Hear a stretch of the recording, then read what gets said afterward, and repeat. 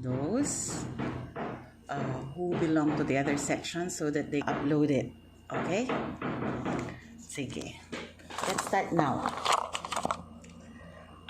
There are about, how many of you? 17. So this is going to be a combination of the section 1 and section 2 of the Principles of Economics, Business and Finance. Okay, I just want to remind everybody that there are files I posted in your Canvas. So if you belong to the other section, which is section 2, you can just open your account there in section 2. That is where you're going to take your short quiz also on Friday. So you can only open that 6 to 7:30 in the evening. It's going to be very short. Okay, for section 1, you're going to open it at 4:30 to 6. So, within that time frame, once you log in, the quiz will last for about 20 to 25 minutes. But the actual number of minutes is just 3 minutes if you know the answer, because it's a multiple choice and you're just going to have 10 or 15 items as a question. So it's not really something very difficult, but something that is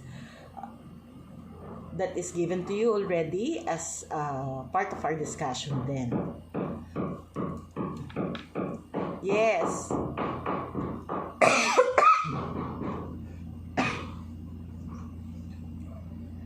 Oh. 6 to 7. Ay, so hindi ka naka-attend. Ay, okay. Sorry.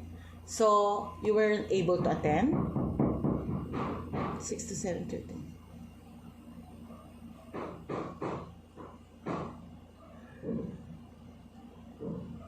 Alin? Twice a week? Anong oras? Oh, so, di ba 4:30 to 6 ka dito? Sa ano? Di ba ang klase mo is, anong section ka ba, Iha?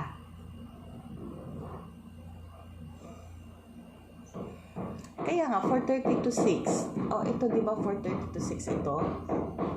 So, hindi ka a-attend. Oh, di wala ka naman po.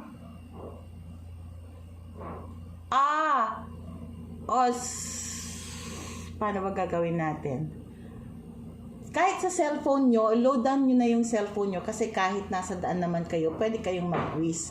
Kasi you're just going to tick naman the correct answer. But it wouldn't really take so much time. So, if you want, I can open it 4:30 to 7:30, but once you log in, 20 to 25 minutes lang. Is that okay with you? I-open ko siya 3 hours.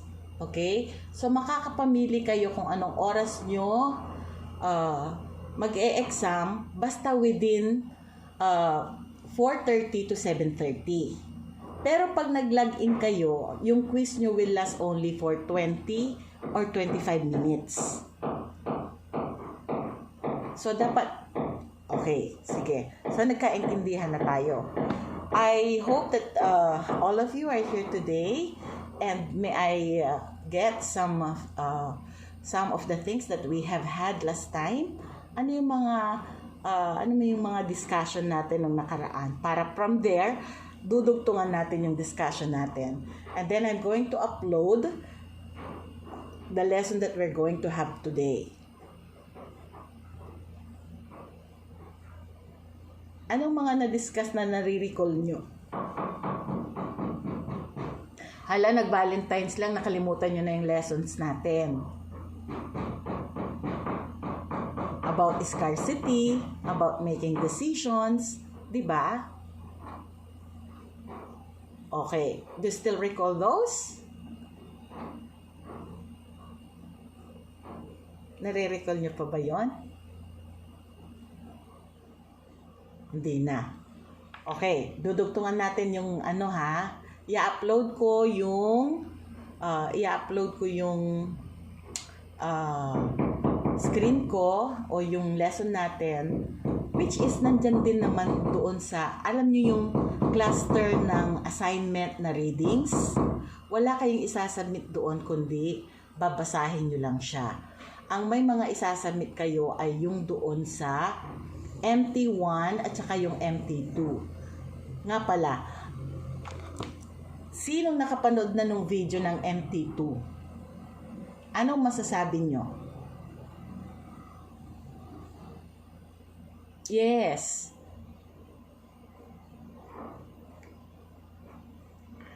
Okay.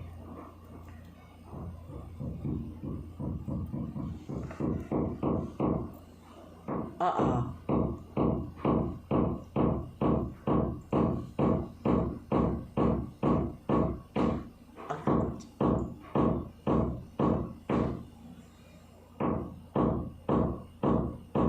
Yes.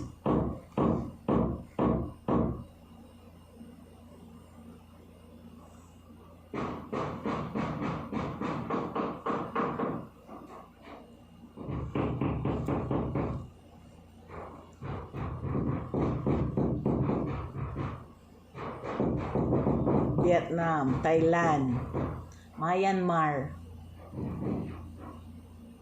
Yeah.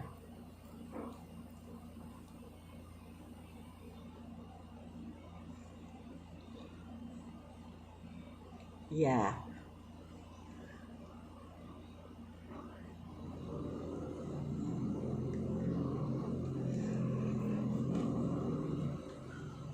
Yes. That is next to Japan, di ba? Yeah, can you imagine?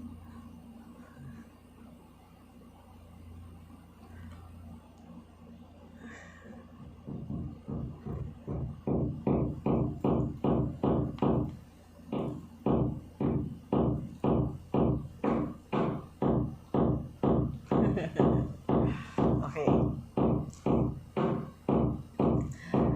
You know, I didn't have any political intention in showing that video to you. But I would like you to really make up your mind that Philippines is not really that poor if you think about it. We are poor according to a lot of people who would want to destroy the name of other politicians that they are doing vengeance at. 'Di ba? Ang purpose ko nung pagbibigay ko sa inyo, naabot natin yung estado na ganon. That stature of ours. We were able to reach that point or that peak, and now look at it. On the other hand, you try to temper your disappointment, Jose Gabriel Martinez. Because if you're going to consider the situation now, when we become the buyer of the products of the agricultural sector of other countries, on the other hand, if you're going to look at it, who among you would want to be a farmer ba? Diba? Who among you would still want to be a farmer? No more with the new breed of Filipinos. Why? The culture that is embedded to us by our forefathers is that you have to study very well so that you're not going to be a farmer like me. Because it's just so difficult to become a farmer knowing that the stigma of poverty is always embedded in being a farmer. So, na-embed sa isip ng mga kabataan ngayon na mahirap ang pagiging farmer, madumi ang pagiging farmer, the scourge of poverty is always there pag anak ka ng farmer. Kaya gusto ng mga magulang nila na hindi tahakin ang pagiging farmer, kung hindi mag-aral sa mga kolehiyo para nakapasok sa mga opisinang may aircon, mga ganon. So, that school of thought or cultural school of thought ng mga forefathers natin, yun din ang nagdala sa sitwasyon na kung bakit ang mga Filipino ngayon hindi na ganun ka-interesado sa farming. Because ang farming sa Pilipinas nakakabit lagi yung tinatawag nating stigma of poverty. Nakuha nyo? Kung ako naman, may pambili ako, bakit ako magfa-farm? Diba? Bakit ako magsasaka? Kung makakabili naman ako ng bigas na kakainin namin pamilya namin. Do you get it? Yes.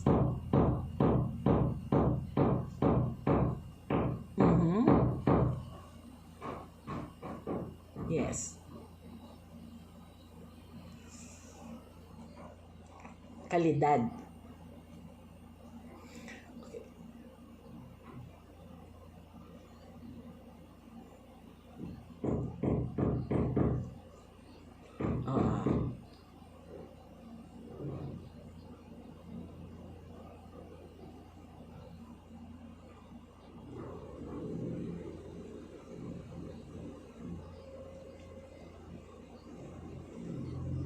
Oo.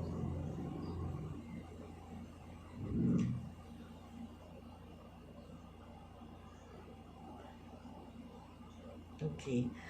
I remember then, we were the first to have that IRI, yung International Rice Research Center. Alam niyo, pinunduhan ni Imelda Marcos yan, project ng mga Marcoses yan, at buong Asia dito nag-aral ng kung paano ang tamang pagpapatanim ng palay ng different varieties. Kaya yung International Rice Research Center, sentro yan dito sa Asia. Kaya makikita nyo, dito nag-aaral ang mga Thais. Dito nag-aaral mga Indonesian, Malaysians. Tapos, lumabas sila na ngayon ang nakakaproduce ng magagandang klaseng bigas na binibili naman natin. I don't mind that. Actually, manghihinayang ka, pero iniisip ko naman, sino ba sa ngayon ang gustong maging farmer? Yung farmer na tinatawag natin, hindi yung mga hasyenda ha, yung farmer na ordinaryong farmer na nagtatanim ng palay, nagtatanim ng mga halaman sa bukid, at yun ang kabuhayan niya. Bihirang-bihira na. Even agricultural land now are being sold to convert it into residential land. Yung mga lupaing na sinasaka, wala nang tumutubo na kahit damo. Ubus na rin yung vitamina niya at ang tumutubo na lang yung mga camellia homes, yung mga bahay na binibenta ni Manny Villar. Nakuha nyo ba? So, looking at it, kung makakabili ka naman, may pambili ka, may income ka, di pumili ka na lang. Ba't ako magtatanim maghapon na kayo ko? Di ba may kanta niyan?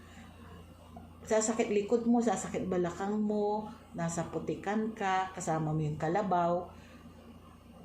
Sa ngayon, alam nyo kung hindi ko lang alam yung mga ibang tao na talagang taga-probinsya na hinahanap ng katawan nila ng farming. Pero kahit tanungin nyo din ako, ayaw ko ng farming. Ayaw kong nagtatanim ng maghapon kang nasa ilalim ng araw. Okay? Ang gusto ko lang, yung magtatanim ka lang, yung pleasure na pagtatanim. O di ba usong-uso yung mga plantito, ganon. Yun.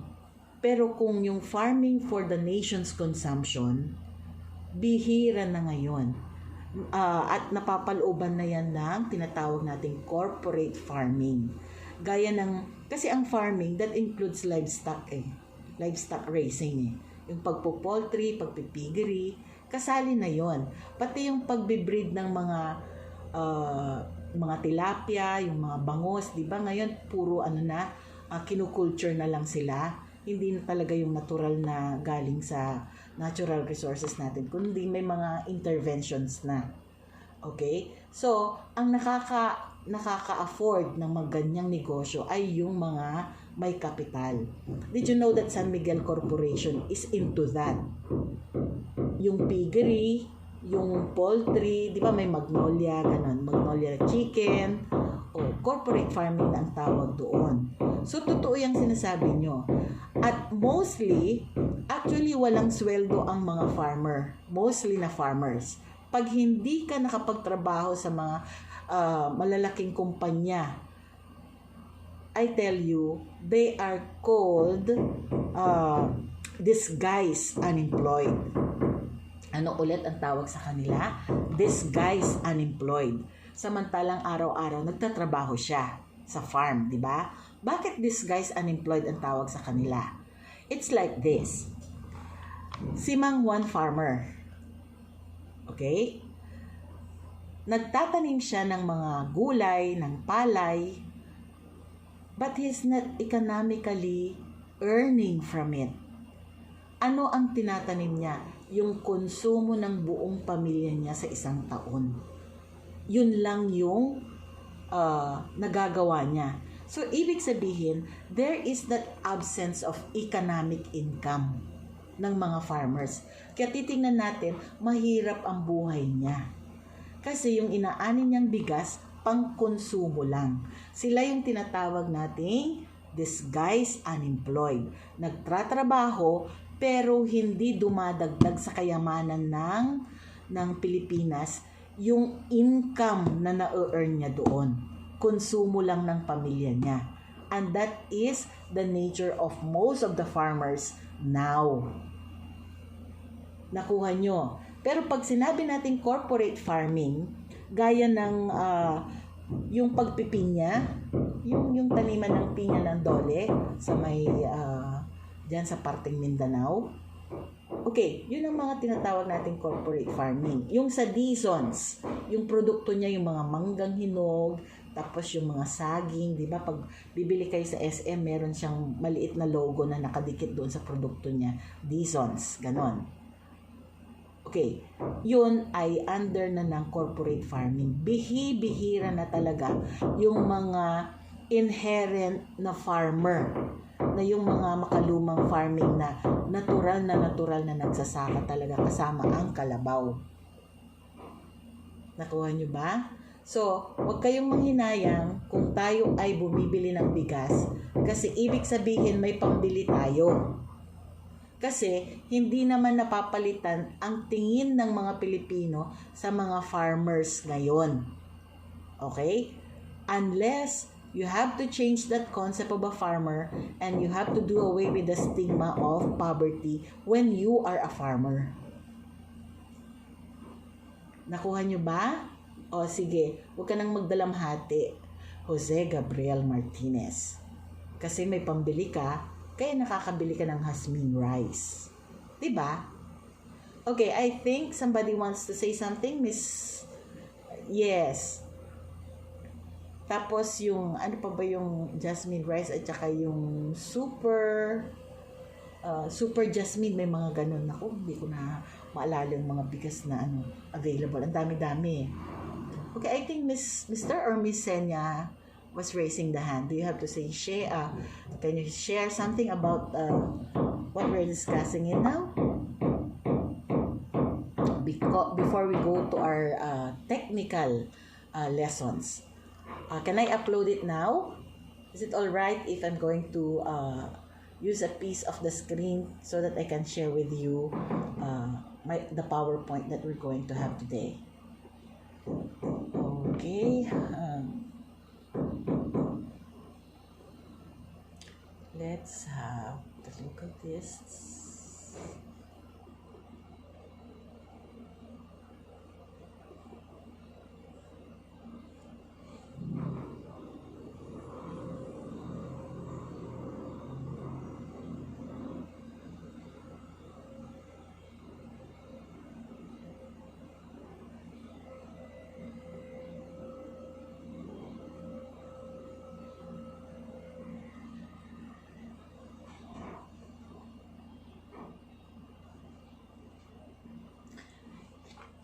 Introduction to Economics. Okay, that is coming from National Bookstore, but I think I needed to upload some more of the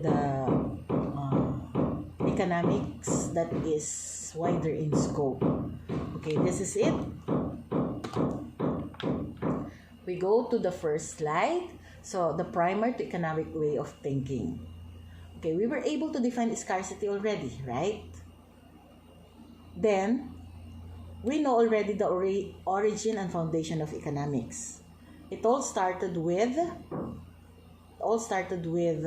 Adam Smith, who is so-called the father of modern economics. Or, if you want to go a little bit of history, economics came from the Greek words, oikonomia, which is management of the household. When we talk of the management of the household, it gives rise to the analysis of microeconomics. And then we come far enough to discuss about the management of the country, which becomes now macroeconomics. Diba? Okay, the economic analysis, there is the positive economics and the normative economics. What do we say when it is positive? We just embrace it as it is. But when we talk about normative economics, we are talking of something that we can input something for the goodwill of men. This is very subjective, and there is always this colatelia in a given situation where sana ang gobyerno natin ganito, sana ganito ang ginawa, dapat kasi ganito ang nangyari dapat hindi ginawa, dapat ginawa. So there is that contribution coming from us to give suggestion on how to do things better in the economy. And now, we go further to the 4 basic questions. So, what are the 4 basic questions that you can still remember? What to produce, when to produce, how to produce, and for whom are we going to produce? And then, relationship of economics to other sciences. It is social science because you try to understand the behavior of other people. Okay? You try to understand the behavior of other people. That is social science. And then when you do the exact science, then you are into quantitative economics, or the quantitative aspect of computing the different concept in economics. That is econometrics. That is mathematics of economics, sort of. Importance of studying economics, it is the umbrella course of all business courses. And therefore, if it is an umbrella course, that is where almost all business courses have emanated. That includes accountancy, marketing, finance, management, and all other areas in business. Okay, the 3 E's in economics, microeconomics and macroeconomics, the concept of opportunity cost. What does it mean when we say opportunity cost? It is the best choice from among all other alternative choices. Okay? It is the best choice from all other available alternative choices. Ibig sabihin, ang opportunity cost, pag pinakawalan mo ang trabaho over ng pag-aaral mo, meron kang opportunity cost na sinasabi. Pero kung pinili mo ang trabaho over your education now, meron ka ding opportunity cost na tinatawag. May pera ka nga, pero napag-iwanan ka na sa school. Ibig sabihin, matagal kang ka-graduate. Pero pag pinili mo naman mag-aral, okay, wala kang pera ngayon, pero later on, makakakuha ka ng magandang trabaho. That is what you call the best choice from among alternative choices. And then you have the factors of production. When we say factors of production, these are factor inputs. Factor inputs means your land, labor, capital, and entrepreneurship. Okay?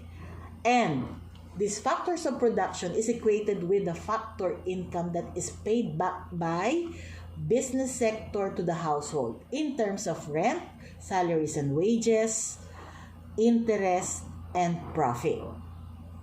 And then we have the basic decision problem. When we talk about basic decision problem, we always choose to decide and incline to make a choice that is more beneficial over the other. Pipiliin mo lagi kung saan ka magbe-benefit kaysa kung saan ka mamumroblema. Okay? It's natural course of order. Types of economic system, well, we have the traditional, but if we are going to talk about the four political economic system, of course, you are going to think about capitalism. That is a kind of system where almost everybody is free to enter into any business undertaking as long as it is legal.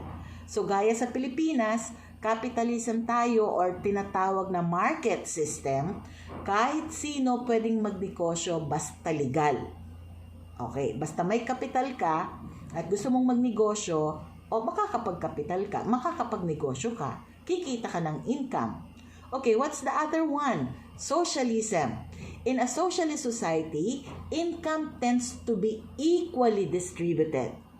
Paano ang income tends to be equally distributed? Sa socialism, gaya ng ibang bansa, UK is one, sa London. That is always been my example. Why?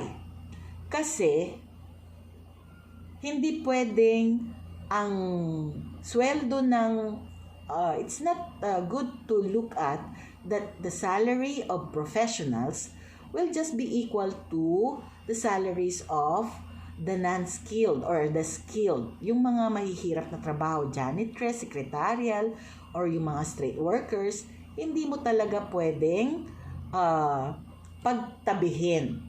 Iba talaga ang sweldo nila. But how do the government do to equalize income? Okay, ikaw na professional, if your child will go to school, you're going to bring it to a private school. At mahal ang bayad. Pero dahil ang anak mo mahirap, pupunta rin siya sa school, libre lang siya ng pag-aaral niya. Nakuha niyo ba? At pag na-hospital ka, because you are in a socialist society, pag pumunta ka ng hospital, libre lahat. Get it right? That is socialism. Communism, however, is a kind of political economic system where it is a centralized form of government where people are required to produce according to capacity and produce the goods they need. Okay?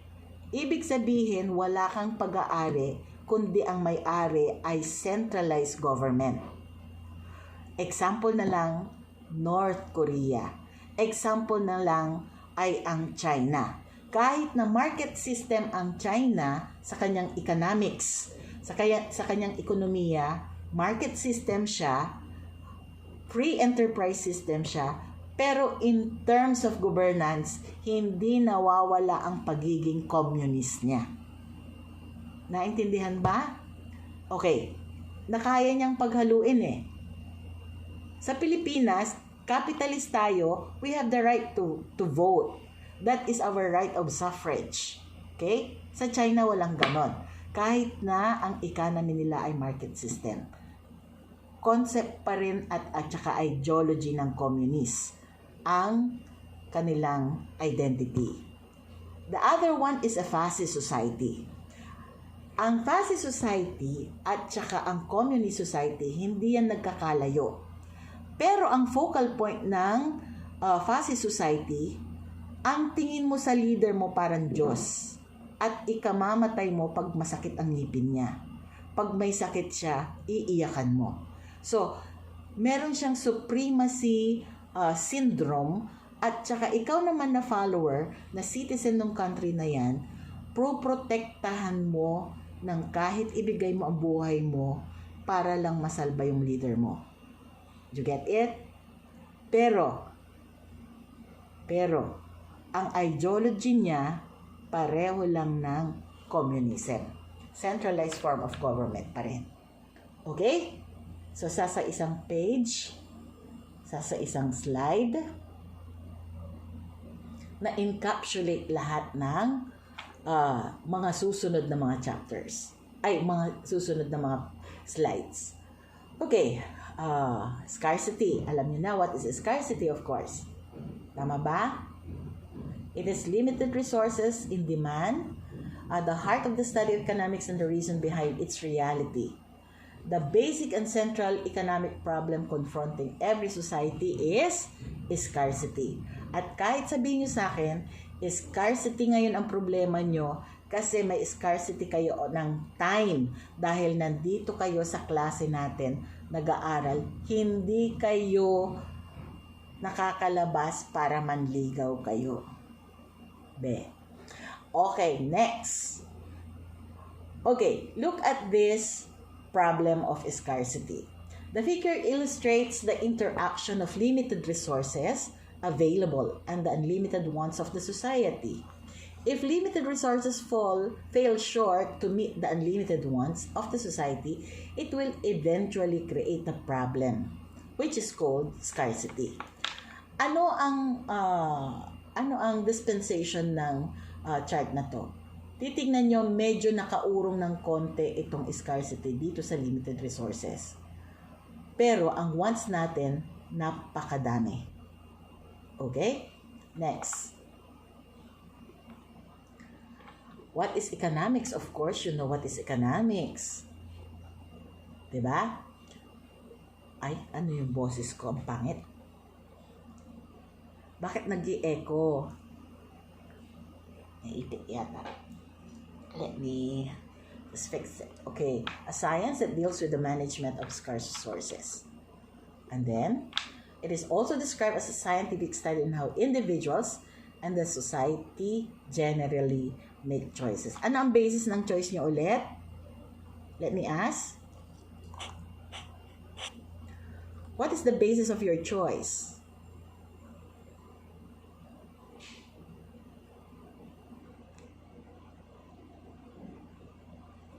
Kung ano ang magbibigay sa inyo ng greater benefit than cost. Okay? In layman's term, ang ibig sabihin, ang pipiliin mo lagi, you are inclined to choose whatever it is that will give you more benefit than will make problems to you. Okay, continue on with the next slide. Oh, ayan, balance na. Limited resources, and then you have your allocation. That's why you have to allocate, and doing an allocation would require you to think about striking a balance between the limited resources and the unlimited wants. Kaya pinipili mo kung alin ang mga choices mo kasi yun na nga, ang problema, hindi mo lahat pwedeng ma-acquire or hindi mo lahat not everything will make you satisfied. Okay, in short. Oh. And then, you have the origin of the term economics. Of course, yung oikonomiya or therefore means management of the household. With the growth of the Greek society until its development into city-states, the world became known or was referred to as state management. Okay, kanina sabi ko, it all started with the management of the household kasi mas nauna ang analysis ng microeconomics kaysa macroeconomics. Ang macroeconomics pinanganak out of microeconomics. Kasi yung management of the household, isang unit lang ng society yon. Pero pag macroeconomics na, yung buong Pilipinas ang tinitingnan mo yung estado niya. What is ceteris paribus? Okay. Ceteris paribus is important in studying economics. Ceteris paribus means all other things held constant or else equal. Parang ganito. Assuming that the supply of pork is the same as last year, but there was an increase in the demand for it, what happens to the price?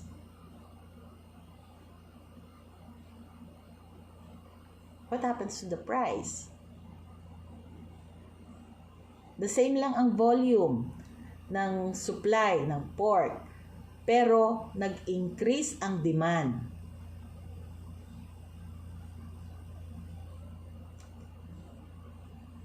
magmamahal because it is price dependent. Okay? It is price dependent ang pork. Assuming other things are constant, ceteris paribus. This assumption is used as a device to analyze the relationship between two variables while the other factors are held unchanged. Okay. Kung ang price 400, tapos ang supply 10 kilos, pero ang bibili ay dumami, ibig sabihin, magkakaroon naman ng shortage. Okay. Next. Adam Smith, he is the father of modern economics. And then you have your positive and normative economics. Ito yung sinasabi ko kaninang diniscuss ko. Positive economics is economic analysis that considers economic conditions as they are. Parang ganito, a very good example is we are all affected by COVID-19 pandemic. Is that normative or positive economics?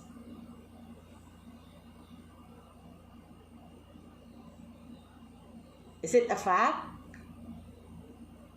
na apektado tayo ng ano? Yes, so that is positive. Pag normative, we could have been less affected by COVID-19 had the people in the government made an earlier decision than what they did in March. Okay? So, meron na tayong it could have been a lot better kung maagang nag-declare ang gobyerno ng quarantine at nagpalabas ng kanyang pondo para ponduhan ang pangangailangan ng mga taong naka-quarantine. Something like that. Okay? Normative economics is economic analysis which judges, kaya subjective ito as it should be. It is that aspect of economics that is concerned with human welfare. It deals with ethics, personal value judgment, and obligation analyzing economic phenomena. It answers the question what should be. It is also referred to as the policy economics because it deals with the formulation of policies to regulate economic activities.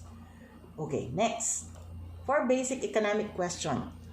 Parang na-discuss ko na ito yung first slide, di ba? What to produce, when to produce, for whom to produce. Yan ang mga basic question. How much to produce? When to produce, what to produce, for whom to produce. Okay. Ano ba ang kailangan? Ano ba ang demand? Yun ang i-produce mo. Paano mo ipuproduce? Bahala ka sa buhay mo. How much to produce? Ilan ba nangangailangan? Marami ba o konti? For whom? Para kanino ba? Sa mayaman ba? Sa mahirap ba? Sa estudyante ba? Yun ang mga consideration na tinitignan. And then, you have the relationship of economics to other sciences. Okay, it has with it business management, history, finance, tingnan mo, pati physics, psychology, sociology. Bakit kasama ang history? Siyempre, basis lagi natin ang historical data para pag-aralan ang mga nangyayaring sitwasyon. At doon sa previous data na yan, yun ang mag-guide sa atin kung paano ang mga ginawa nila noon na successful or hindi. Kung hindi naging successful noon, ba't ka pa naman gagawin mo ulit ngayon? 'Di ba? Physics. Kasi nga limited ang resources natin. Pag physics yan, ang mga resources, ang mga mineral resources natin na mapapakinabangan, ay dapat naa-applyan mo din yan ng discovery. Naa-applyan mo din yan ng pag-cultivate sa kanya. Okay, pag-ani sa kanya para mapakinabangan ng sambayanan. Psychology, especially so in business, you need to know behavioral science, behavioral economics, behavioral finance, sociology. Okay, sometimes people talk about things because they are sociable. Sometimes you go out shopping and then you're going to ask your friend, oh, I need your opinion. Is it going to be color red or color blue or color green? Sa palagay mo, alin ang bagay sa akin? Yun ang mga consideration sa sociology. Okay? Humahanap ka ng second opinion. Humahanap ka ng social opinion. Okay? Go to next. Importance of studying economics. To understand the society. Okay. Bakit kailangan nating intindihin ang society? Kasi, why do we have to study the society and understand it? Because we live in a community. We live with other people. We deal with other people. To understand the global affairs. O ano yung mga global affairs? Ano yung pinapakialaman natin sa global affairs? Kasi pag nagyera yung mga bansang kabati natin, kahit papano, they are our economic partners. Maaapektuhan ng trade natin. To be an informed voter. Para nakakapili tayo ng taong karapat-dapat at makakapag-bail out sa klase ng kinaroroonan natin sa ngayon. Anthony Cow, please mute. I get to hear you talking with someone. Please.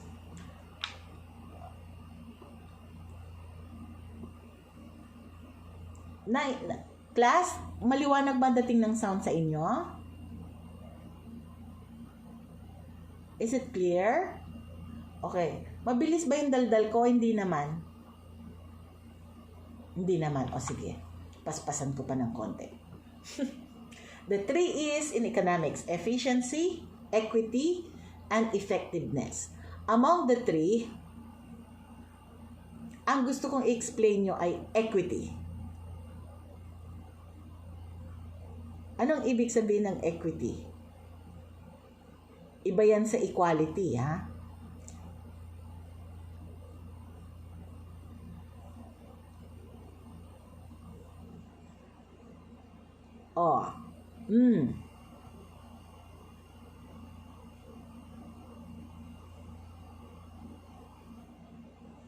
Okay.